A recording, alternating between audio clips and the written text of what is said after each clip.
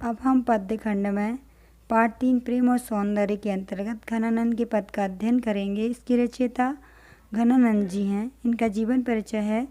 घनानंद हिंदी साहित्य के रीतिकाल के रीतिमुक्त धारा के कवि हैं। इनका जन्म 1658 ईस्वी में और मृत्यु 1739 में मानी जाती है। घनानंद लौकिक प्रेम के अनुपमेय कवि थे। विरहजन्य प्रेम की पीर के अमर गायक रहे। इनकी वेदना का मूल कारण इनकी प्रेयसी सुजान थी। अपनी भक्तिपरक रचनाओं में सुजान शब्द श्री कृष्ण के संबोधन के लिए प्रयोग किया है। इनका प्रेम अनुभूति परक है। इनकी रचनाओं के अंतर्गत घनानंद कवित्त संग्रह, सुजान विनोद, सुजान हित, वियोगवेली, आनंद घंजू, इश्कलता, जमुना जल, वृंदावन सत आदि हैं। अब हम प्रथम पद्यांश की संदर्भ प्रसंग सहित व्याख्या पढ़ेंगे। संदर्भ: प्रस्तुत पद्यांश प्रेम और सौंदर्य के अंतर्गत घनानंद के पद से लिया गया है। इसकी रचयिता घनानंद जी हैं। प्रसंग: इस प्रसंग में कवि ने अपनी प्रेयसी सुजान को उलाहना देते हुए निष्ठुर कहा है।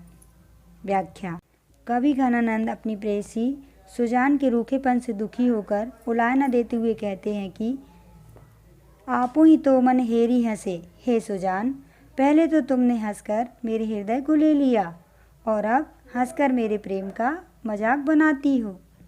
तिरछे करी नैनन नेह चाव में, तुम अपने नेत्रों को टेढ़ा करके मेरे प्रेम का प्रतिदान नहीं करती।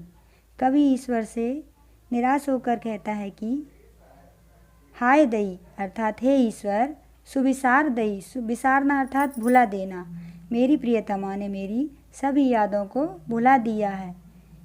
इस स्थिति में कैसे कयूँ सो कहूँ किस जाऊँ, अब मैं क्या करूँ, किससे कहूँ और कहाँ जाऊँ। कवि अपनी प्रियतमा से कहता है कि मीत सुजान अनीति कहाँ है, हे मीत सुजान, तो मेरे साथ अन्यायपूर्वक व्यवहार करती हो। ऐसो न चाहिए प्रीति के भाव में, प्रेम में ऐसा नहीं होता। मोहन मूर्ति देखवे को,